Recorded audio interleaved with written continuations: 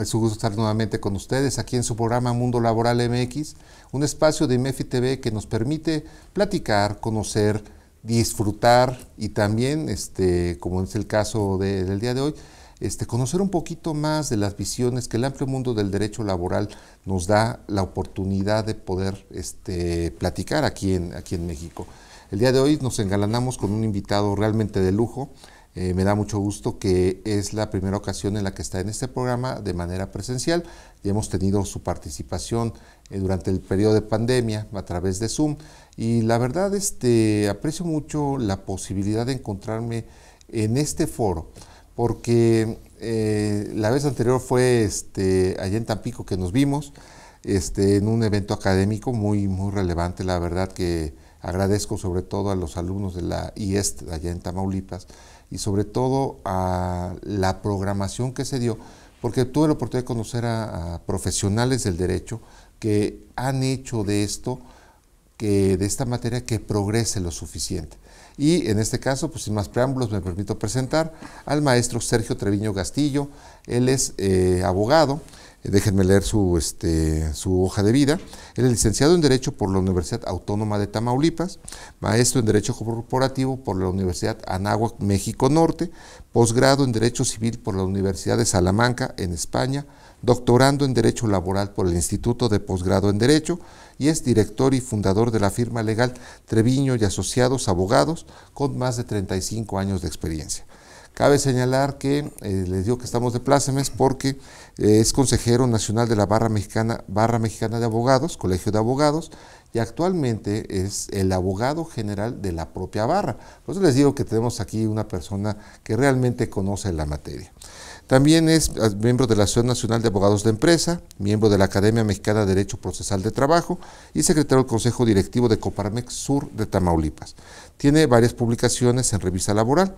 Ha hablado de la capacidad, personalidad y legitimación en los juicios laborales, el aviso de rescisión en el nuevo marco legal, Reforma Laboral 2017, Nostálgicos contra Millennials y la UMA y su impacto en los importes de las multas previstas en la Ley Federal de Trabajo.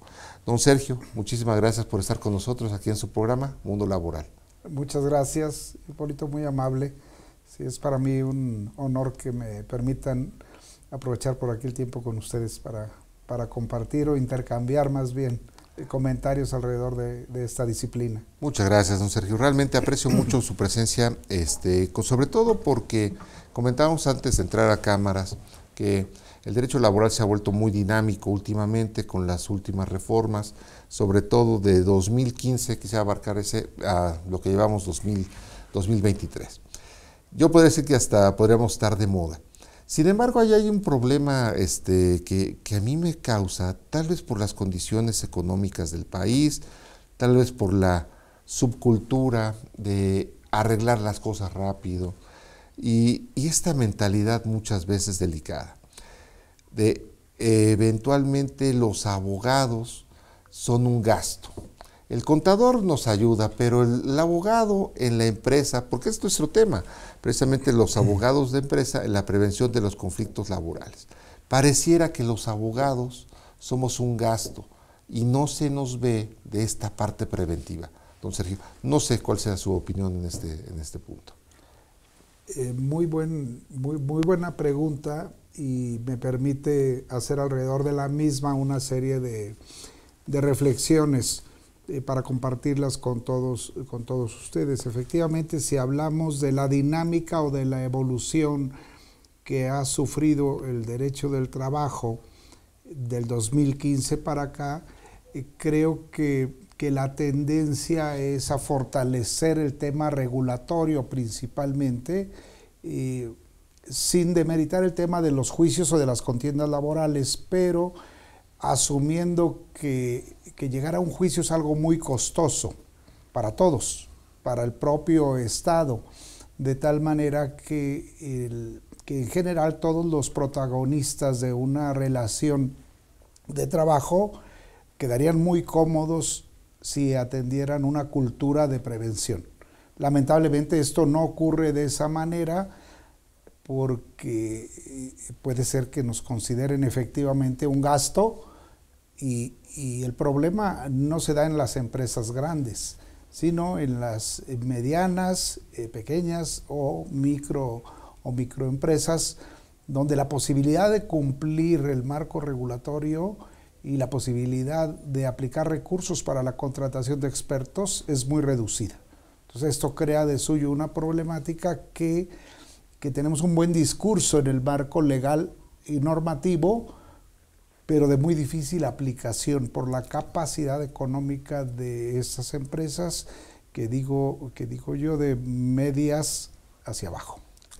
Efectivamente, el problema que desafortunadamente estamos viendo todavía es que esta cultura de la prevención del compliance laboral, que bueno, a mí me gusta hablar más de debido cumplimiento normativo y todo eso, pareciera otro México. Pareciera que eventualmente estas figuras de poder hacer, vamos, no me voy tan lejos, participación de utilidades, por ejemplo. Ya estamos en marzo, vamos a acercarnos a ese periodo. Pues, ¿cuáles utilidades, no? Esa es la primera, o sea, ¿cuáles comisiones mixtas? ¿Cuál enfocarnos a dar el debido cumplimiento? Me voy a capacitación y adiestramiento en un restaurante, que es donde he visto que últimamente se habla mucho de explotación de cocineros, chefs, meseros y demás.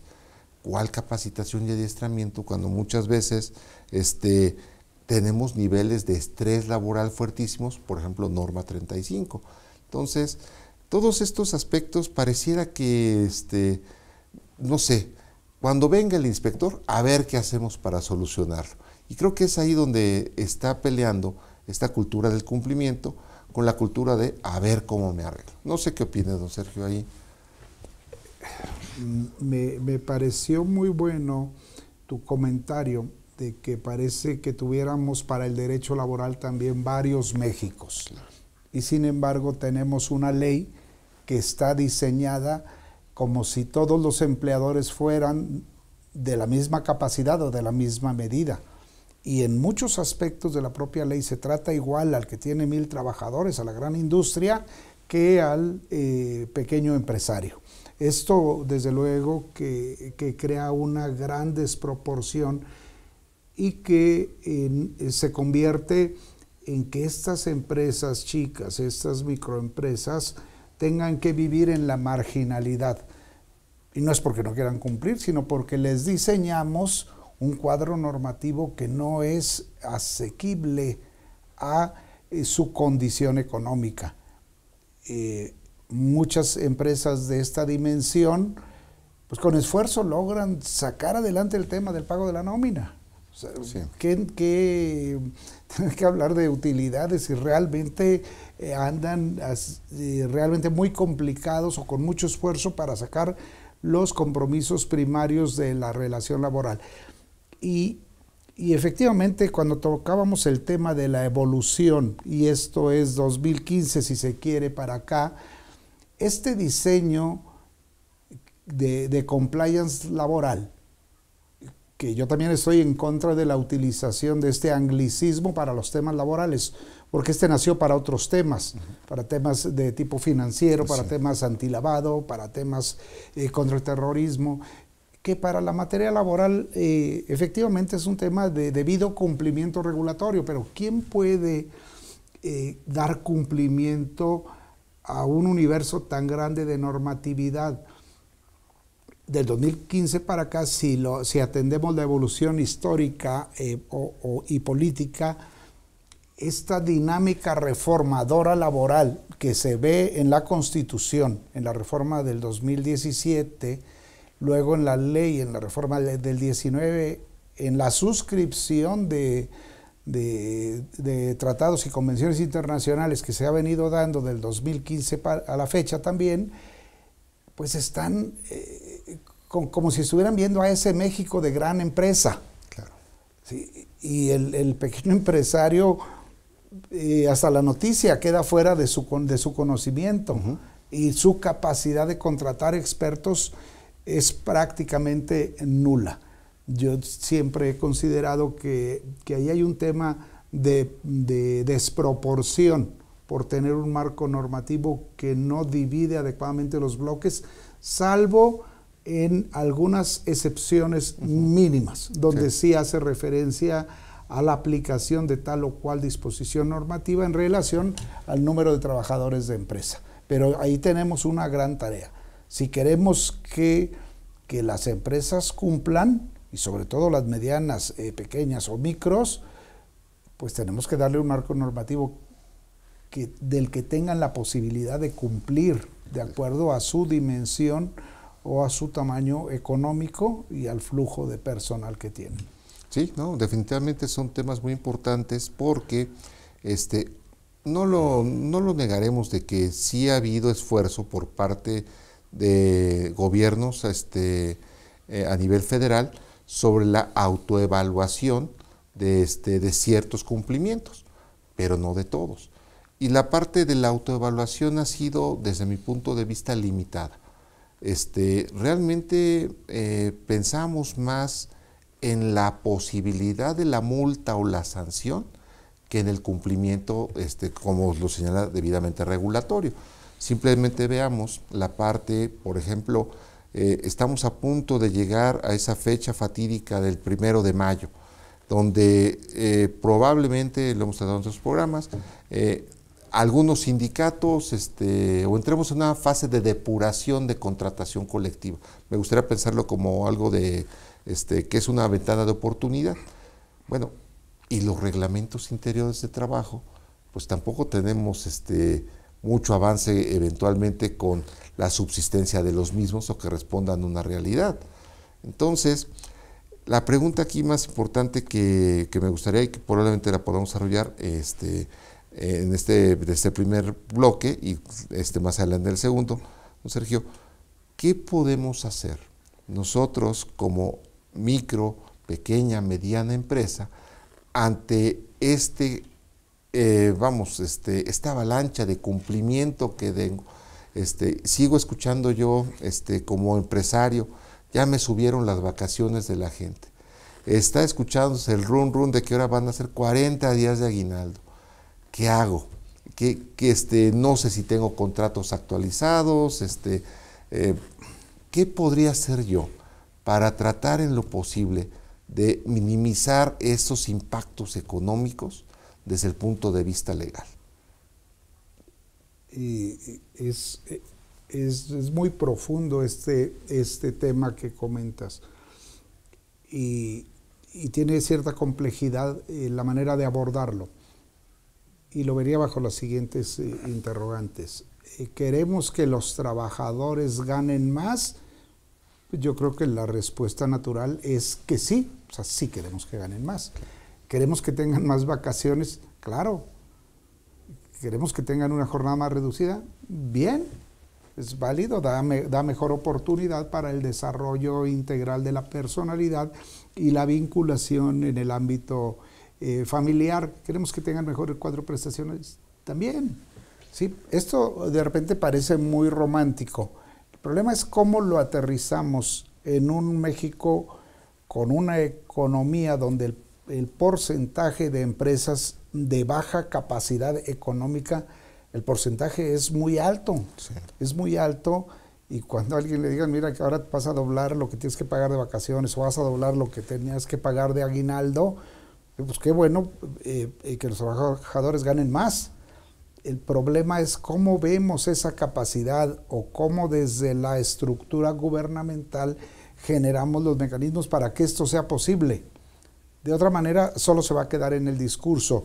Y en el tema de vacaciones, por ejemplo, de reciente incorporación, las empresas grandes, y esto lo digo en la experiencia del trabajo de consultoría, las empresas grandes cero preocupación por preguntar, oye, y esto entra, hay que pagar las vacaciones del periodo del 2022 que paguemos en enero, hay que darles el periodo completo o hay que fraccionarlos. Ni la pregunta se hacían. ¿Por qué? Pues porque no tienen un problema de capacidad económica para resolver el tema. O sea, no es problema para la empresa grande. Ese ni siquiera llegó a tema de consulta, simplemente adoptaron la fórmula y la cumplieron. El problema se viene con las medianas y las empresas pequeñas, donde buscando dónde encontrar el tema, no de medrar con los derechos del trabajador, no, yo no lo veo desde ninguna forma en ese sentido o dimensión, sino cómo hacerle de acuerdo a la capacidad económica de estos entes empresariales.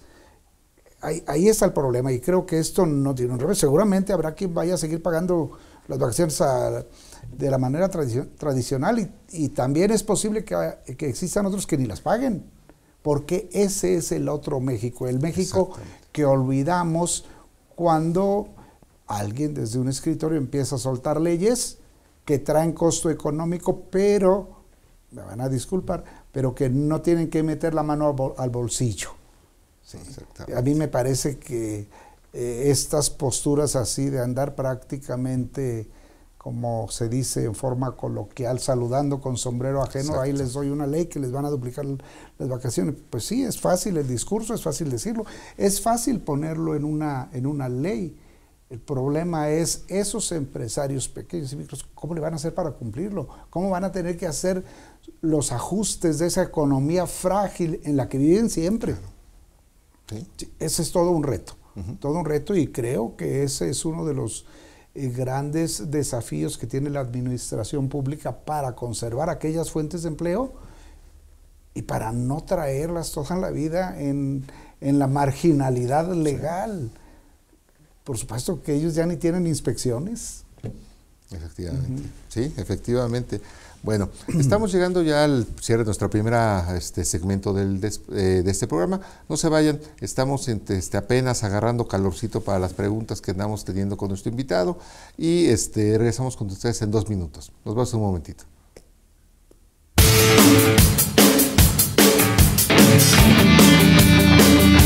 Hola, ¿qué tal amigos? Yo soy Luis y quiero invitarlos al curso de fotografía básica. Este curso está impartido por Blue Business y por Academia Mexicana de Fotografía.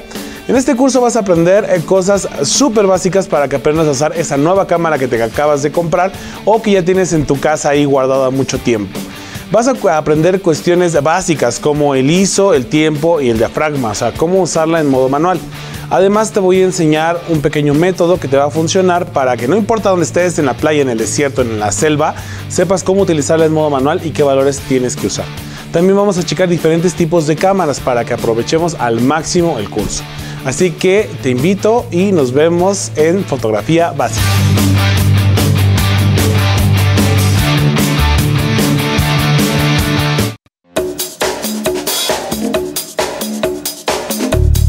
El México actual impone a los empresarios, personas físicas y personas morales, a cumplir con una serie de obligaciones de carácter financiero, entre las cuales podríamos contar la adquisición de insumos, los gastos de operación y los impuestos, el pago de impuestos, el cumplimiento de las obligaciones fiscales.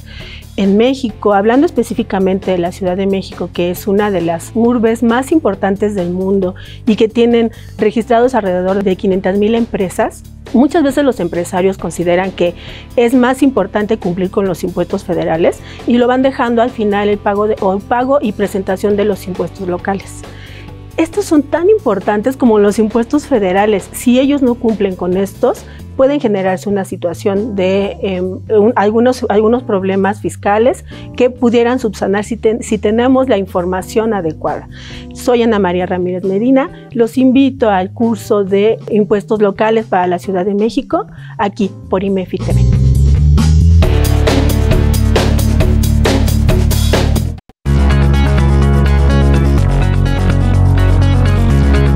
¿Qué tal amigos de IMEFI TV? Soy su amigo Luis Alberto Morales Sosa. En esta ocasión vengo a invitarlos a el curso de Declaración Anual Personas Físicas, Régimen Simplificado de Confianza. Recordemos que no existe un antecedente sobre este régimen, tampoco por la presentación de estas declaraciones. Entonces estaremos viendo temas como deducciones, acreditamientos, también temas relativos a la tasa aplicable de acuerdo a los ingresos que voy a tener en el ejercicio 2022, ingresos, qué pasa si me cambio de régimen a mitad del ejercicio, qué pasa si me excedo de ingresos, qué sucede con esta y muchas otras cosas más. Los espero en el curso Régimen Simplificado de Confianza, Declaración Anual, aquí por IMEFI TV.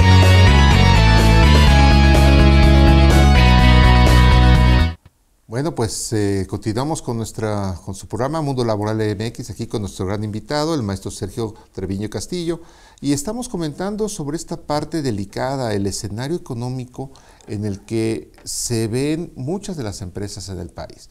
Y a esto podríamos sumarle que aparte del cumplimiento de normas contra el estrés, estamos en el mes de marzo, debemos entender obviamente nuestros protocolos de acoso y hostigamiento sexual y laboral, pues también la situación real que existe con relación al impacto del crimen organizado dentro de las organizaciones empresariales del país.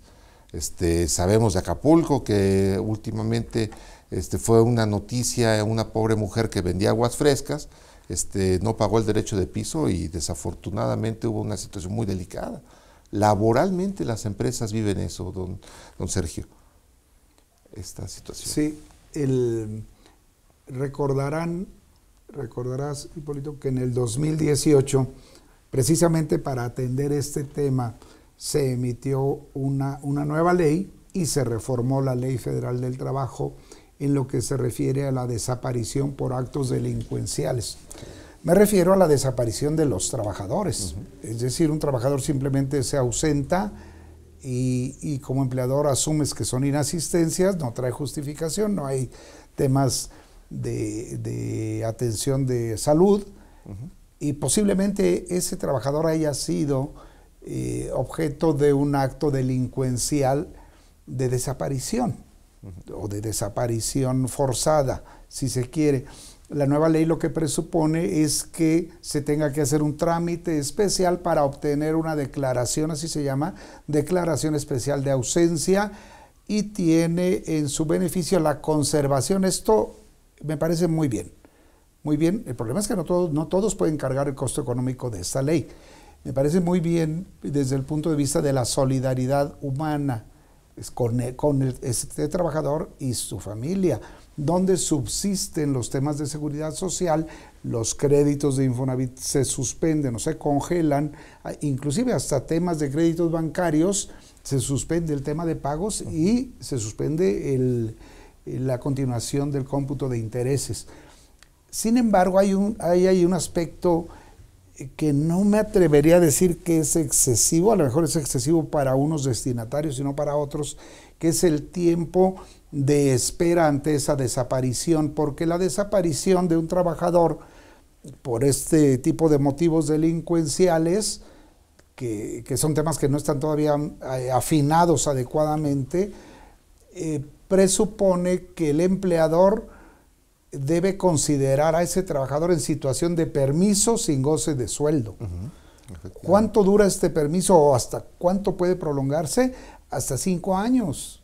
Sí. Esto, por supuesto, que genera una problemática muy compleja, porque voy a tener otro trabajador que lo supla a la espera de a ver si en esos 5 años aparece o no aparece, y el empleador nunca podrá tener ese trabajo como o la ocupación de ese puesto como definitivo. Claro. Entonces sí crea muchas complejidades y habrá quien no puede esperar los 5 años, y por supuesto que habrá otros que esto sale totalmente fuera de la capacidad de cumplimiento. Esto en ese aspecto particular. Reitero que no acostumbro transmitir o compartir posturas dogmáticas, sino más bien reflexiones. Sí. O sea, cómo es que desde mi perspectiva, con la experiencia que me da la vida, no es esto un tema de gran capacidad, más bien es el tema de que la vida le va enseñando a uno, y también de que nos va volviendo sensibles a muchas realidades que ocurren en el mundo laboral. Efectivamente, Sergio, ahora sí que es un flagelo que parece que se sigue incrementando, desafortunadamente. No estamos ajenos en ningún momento, porque antes escuchábamos que los grandes empresarios, los secuestros y todo eso, estamos viendo que desafortunadamente este deshonroso concepto, el derecho de piso, se ha vuelto algo general y es un impacto real en muchas partes del país, en muchos sectores especializados. Esta parte que comenta usted me llama mucho la atención, que tenemos una de las carreteras más peligrosas, que es de la Ciudad de México a Veracruz, por la parte del secuestro de gente que está en la industria del autotransporte, por ejemplo. Hablamos también, en su caso de marzo, hablamos del hostigamiento y acoso sexual específicamente con mujeres bajo este contexto, pero se da contra cualquier trabajador, y decirle al empresario, oye, pues es que tienes que tener un protocolo, ¿no? Y ahí vemos mucho mercantilismo también, don Sergio. Me acuerdo que en mi época, ya hace mucho tiempo, el siglo pasado, se criticaba mucho de esos, esas lonas que decían divorcios express en no sé cuánto, y parecía que era puja a la baja, ¿no? Estamos viendo ahí que la tentación muchas veces del contador de ver un paquete que le están ofreciendo ahí de, aquí están todas las normas, tú nada más las llenas y ya le hicimos, ¿no? Y creo que nunca comprar algo que es adecuado a nosotros va a ser suficiente, ¿no? Yo creo que ahí la experiencia de un abogado es relevante para poder hacer mejor las cosas. No sé, ahí la discusión. Sí, la disyuntiva tiene que ver también con muchos temas de tecnología o de informática, con la propia robótica, que ha sido un tema intenso y que de ninguna manera adoptaría la postura de asumir formas antiguas frente al avance tecnológico, de ninguna manera. Pero creo que aún hoy por hoy, no aseguro el mañana, pero hoy por hoy subsiste el tema, cuando menos en la asesoría para prevención de conflictos y más allá de prevenir conflictos, es asesoría para convertirse en facilitadores de cumplimiento, en facilitadores del debido cumplimiento. Es decir, yo cumplo la ley no en función de que le tenga temor al conflicto, sino por la cultura y convencimiento de que es una normativa que se debe cumplir. O sea, es un tema cultural en el que deberíamos de ir avanzando como país, claro, en la medida de las posibilidades de cada protagonista del derecho laboral. Y tenemos alrededor de esto muchos temas nuevos. Claro. ¿Sí? Tenemos desde toda la actividad normativa, convenios internacionales, disposiciones de la ley, que me parece que ahí falta algo de simetría o de uniformidad, pero bueno, ahí están las disposiciones relativas a combatir la violencia laboral. Y entre estos temas de la violencia particularmente están los de acoso y de hostigamiento en los planos que se quiera, tanto el plano laboral como en el plano sexual. Sí. La Secretaría del Trabajo emitió o lanzó un tema ahí de un modelo de protocolo para prevenir y erradicar la violencia laboral, para identificarla. Pero me parece que es un protocolo muy complejo, muy complejo. Esto me trae a cómo piensa el contribuyente, cómo cumple las normas fiscales. Pues las cumple por el temor a la sanción, pero no porque sean de sencillo cumplimiento. Exacto. Por supuesto que es muy complejo. Bueno, esto trasladado de esta manera al marco regulatorio laboral, nos estamos llenando de sobreregulación que vuelve muy complejo y muy difícil el cumplimiento. Lógicamente lo vuelve muy oneroso. Sí. Muy oneroso porque pues, los expertos pues, necesitan también atender los temas de su preparación en marcos normativos muy diversos. Y entonces esto hace que muchos empresarios dejen de cumplir. Exacto. Es lamentable decirlo, pero es una de las realidades de nuestra economía. Y entonces el empresario vive esperando a ver si llega la inspección. Y tal vez nunca llegue, además, que ese es otro de los factores. Uno que cumple y otro que no cumple y que nunca le pasa nada. Esas son las inconsistencias de este país. Entonces creo que ahí tenemos muchas tareas.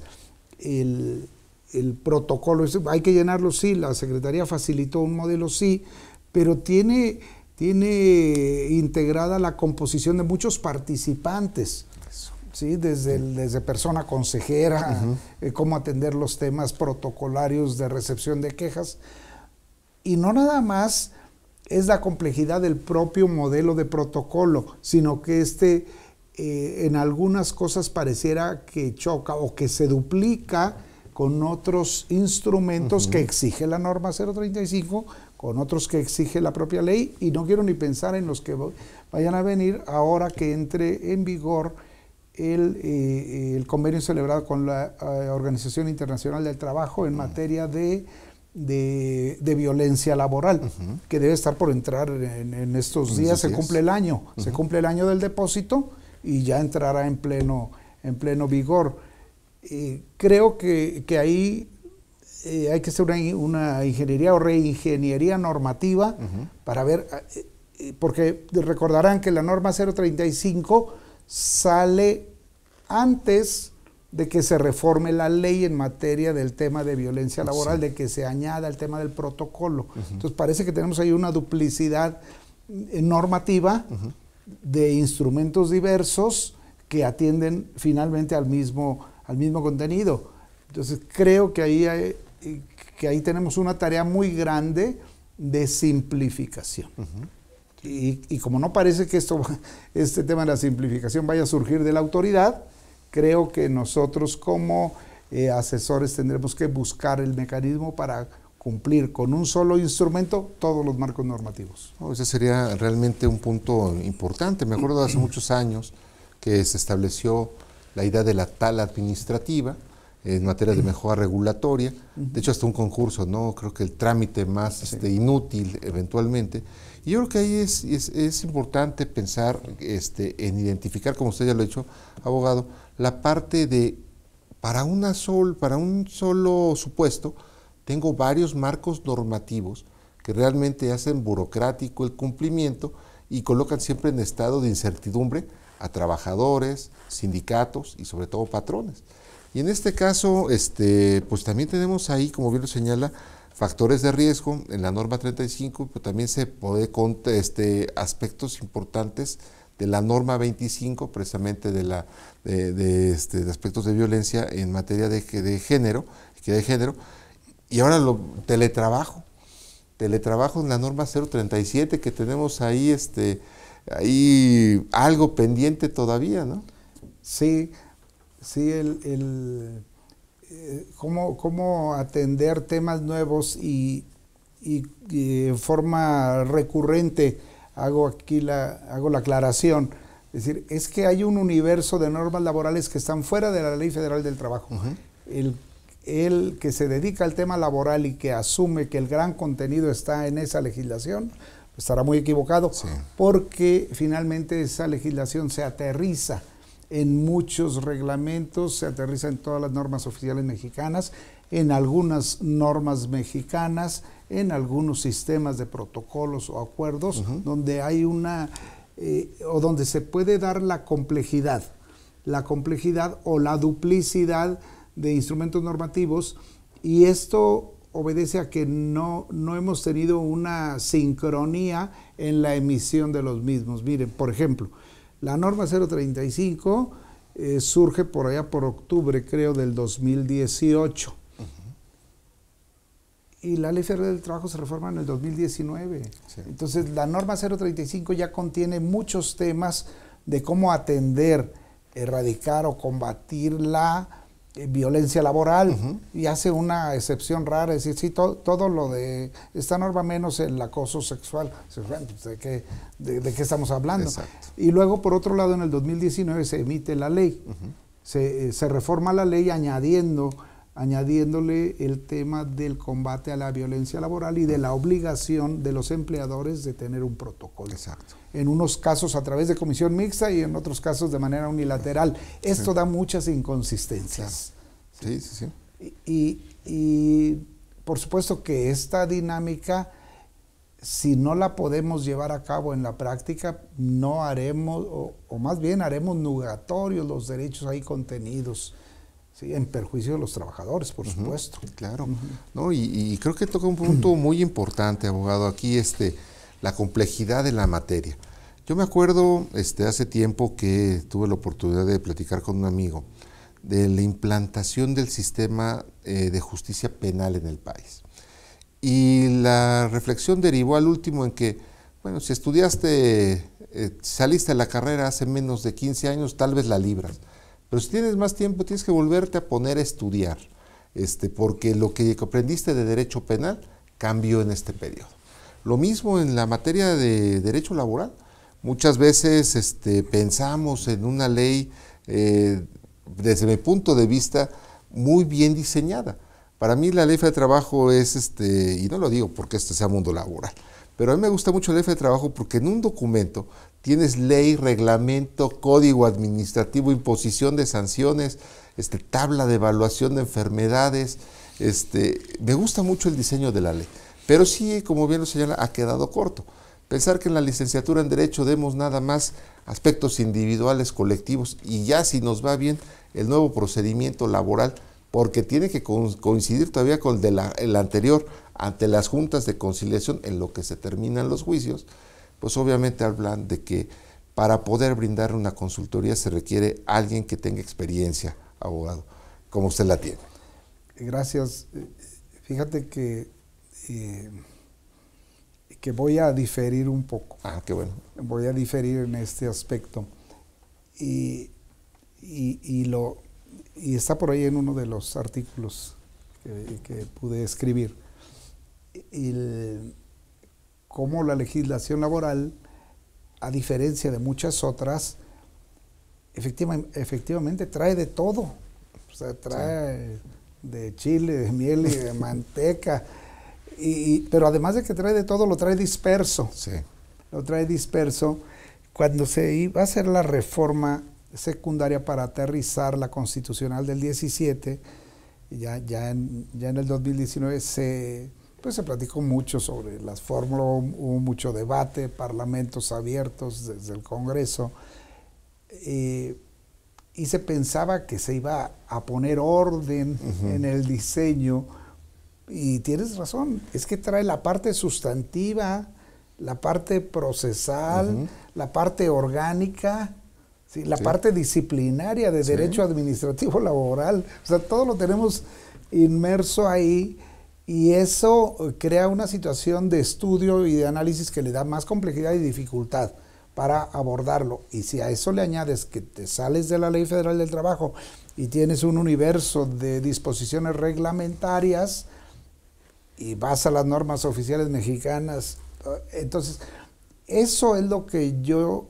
considero sobreregulación o falta de sincronía o de armonía que impide que esto aterrice adecuadamente. Y decía, bueno, ¿cuál es el tema de una de las diferencias de la reforma penal de 2008, concluida el 2016, con la reforma laboral que viene evolucionando desde la del 2012 para acá prácticamente? Dice, bueno, pues el gran tema ahí es el gran universo de destinatarios en el mundo laboral. Sí. A diferencia, y qué bueno que esto sea así, por supuesto, de la materia penal, que el universo de destinatarios es muy, muy reducido por el tipo de especialidad y por los objetivos y principios en los que ésta se inscribe. Entonces, así es como lo veo en términos generales. Creo que hay muchos retos todavía por hacer. Creo que este derecho laboral sigue en construcción. Sí. Sigue en construcción, no es un derecho acabado todo este proceso reformador. Ojalá tuviéramos un nuevo instrumento normativo, pero no tenemos uno nuevo, tenemos uno reformado, Sí. pero reformado en volumen amplísimo. No, muy bien, muy bien, muy bien. Bueno, pues estamos acercándonos ya prácticamente al final de nuestro programa.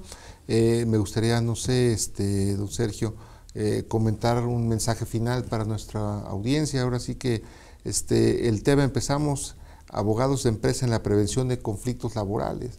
No sé, algún mensaje para, así, ese administrador, contador, dueño de empresa que está ahí pendiente de qué le podemos ofrecer nosotros, que no seamos un gasto. Sí, yo creo que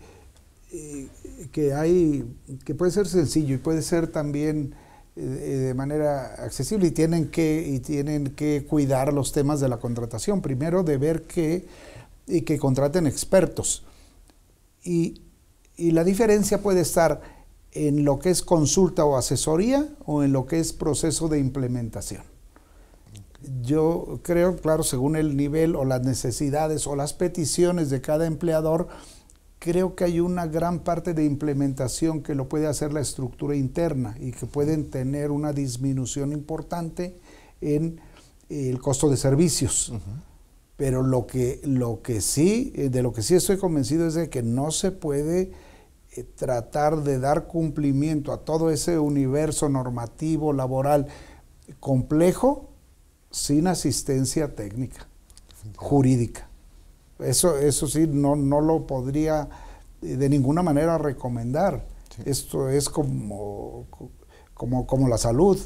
O sea, alguien tiene un pequeño malestar o no tiene un malestar, ningún malestar, pero simplemente por tema de prevención acude a checarse, claro. ¿Sí? En un tema de consulta. Bueno, igual en el tema jurídico. O sea, esta parte creo que no es algo que la deba llevar sola la empresa, ni únicamente como responsabilidad de administradores o contadores, porque hay muchas empresas que en ese ánimo entendible, justificable de ahorrar, pues lo que hacen es simplemente cargarle temas al contador o cargarle temas al administrador de aspectos que son complejos y que no corresponden a su especialidad. ¿Sí? Cuando sería muy sencillo, y creo que no sería tampoco tan oneroso, acudir al tema de consulta al experto. Claro, totalmente de acuerdo. Como usted lo señala, haciendo un símil con la parte médica, yo creo que siempre será preferible pensar en una buena vacuna a tiempo que hablar de una cirugía corazón abierto. Definitivamente son dos momentos con complejidades, costos diferentes, pero sí debemos pensar lo que muchas veces dicen que los profesionales son caros, pero sale muchas veces más caro no acercarse a un profesional. Entonces, pues ya hemos llegado a nuestro programa en cuanto al cierre, y con este comentario que muy amablemente nos comparte nuestro invitado, el maestro Sergio Treviño Castillo, y sobre todo el honor de tener aquí precisamente al abogado general de la Barra Mexicana de Abogados, al que le deseo muchísimo éxito, don Sergio. Pues concluimos nuestro programa. No se olviden, estamos aquí en Mundo Laboral MX, su programa semanal que nos permite IMEFI TV para hablar de este y otros temas en el amplio mundo del derecho del trabajo. Muchísimas gracias, nos vemos la próxima semana.